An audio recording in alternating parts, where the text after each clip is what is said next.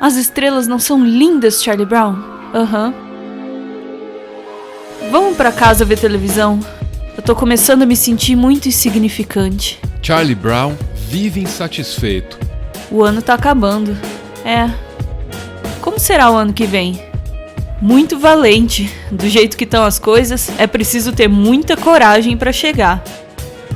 E a Mafalda também vive insatisfeita.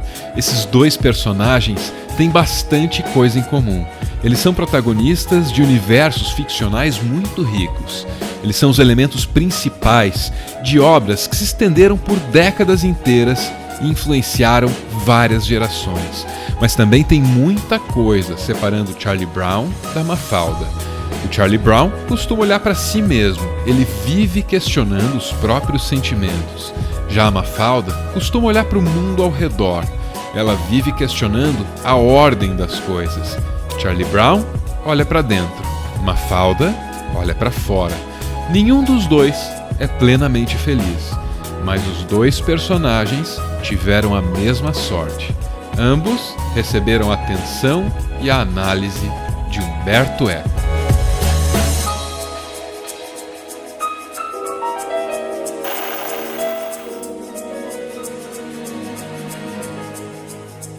Mafalda pode ser definida como contestadora, e a intenção aqui não é aderir à moda do anticonformismo. Mafalda é realmente uma heroína enraivecida. Ela recusa o mundo do jeito que ele é. Para compreender a Mafalda, é preciso traçar um paralelo com outro grande personagem que a influencia, o Charlie Brown.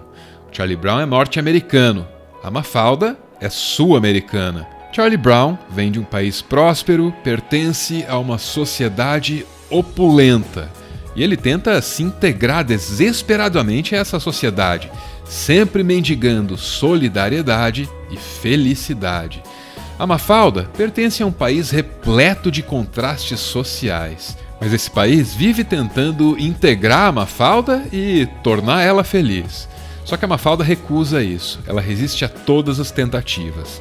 Charlie Brown vive num universo infantil do qual todos os adultos estão rigorosamente excluídos. Já a Mafalda vive numa dialética contínua com o mundo adulto. Um mundo que ela não ama e nem respeita. Pelo contrário, ela ridiculariza e repudia o mundo dos adultos. Ela reivindica o direito de continuar sendo uma menina que não quer incorporar o universo adulto dos pais dela. O Charlie Brown com certeza leu Revisionistas de Freud e procura uma harmonia perdida. A Mafalda provavelmente leu o Che. Na verdade, a Mafalda tem ideias meio confusas a respeito da política. Ela não consegue entender o que acontece no Vietnã, ela não sabe por que existem pobres, ela desconfia do Estado, mas também não rejeita o Estado. Ela só tem certeza de uma coisa: ela não está satisfeita. Em volta da Mafalda, existem vários personagens unidimensionais.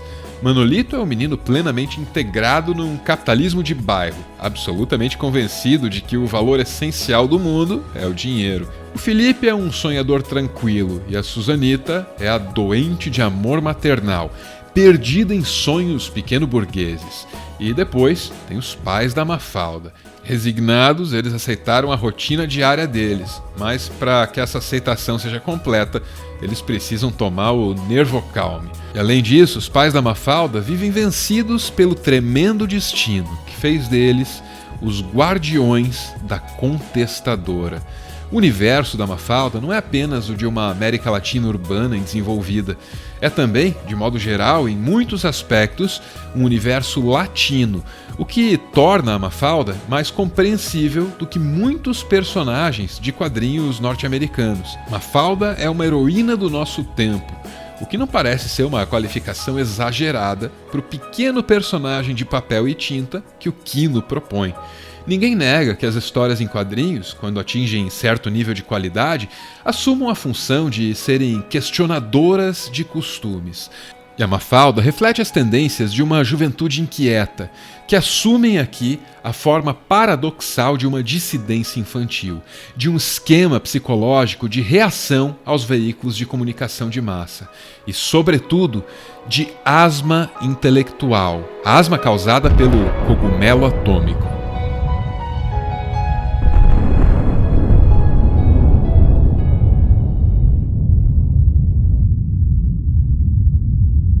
Cada palavra disso que você acabou de ouvir saiu de um texto do próprio Umberto Eco, publicado originalmente como prefácio desse livro aqui.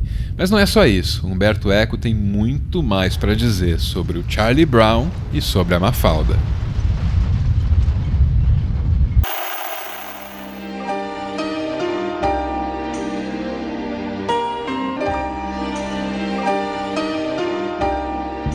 Você jamais poderia entender o caráter poético da obra de Charles Schulz lendo só uma ou duas ou 10 tirinhas.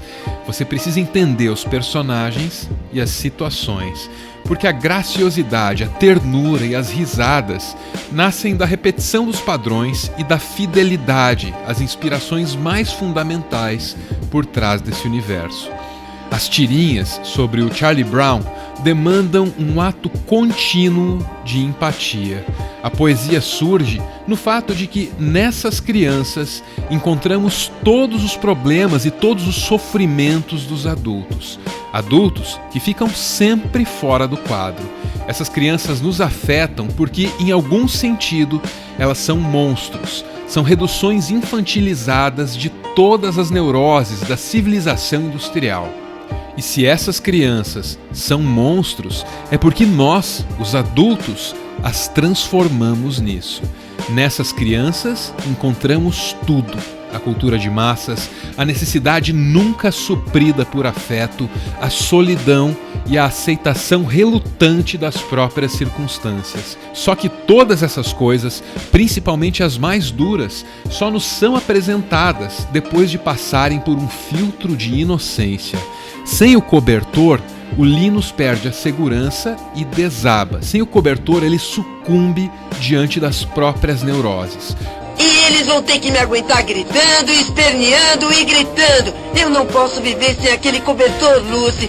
Para um adulto, o equivalente seria um vício, uma droga ou qualquer outra coisa capaz de representar uma paz uterina. O filtro da inocência aqui tem um outro efeito.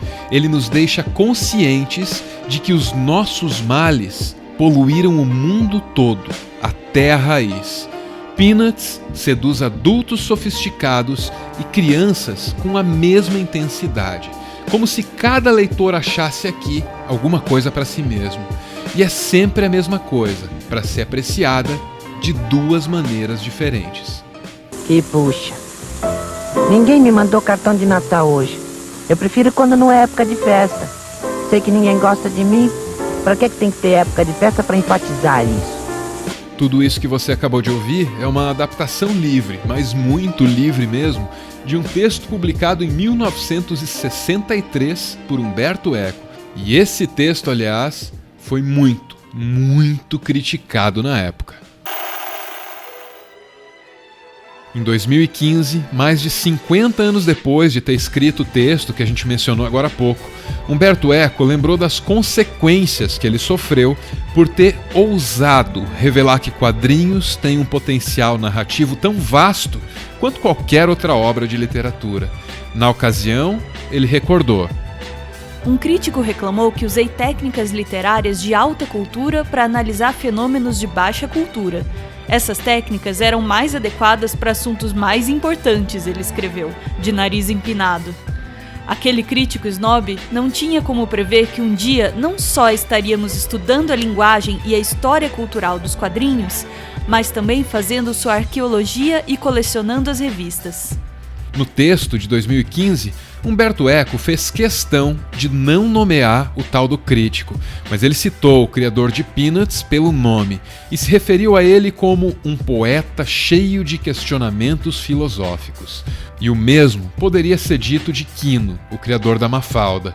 Em 2018, as duas obras já passaram pelo filtro do tempo e resistem, cheias de longevidade.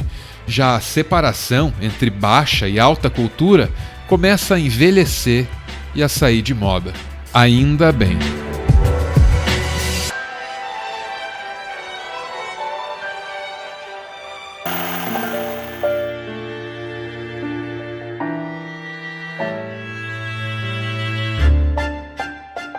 Muito obrigada por ver esse vídeo até o final.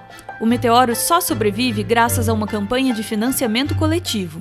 Sem ela, a gente não tem condição de fazer esse conteúdo aqui. Quem ajuda a gente a manter o canal no ar, ouve um podcast exclusivo e aparece aqui no finalzinho. Muito obrigada, Isabel, Luísa e Fernando, que é o cara que forneceu os subsídios necessários pra gente poder falar desse assunto. Gostei das capivaras. Tchau!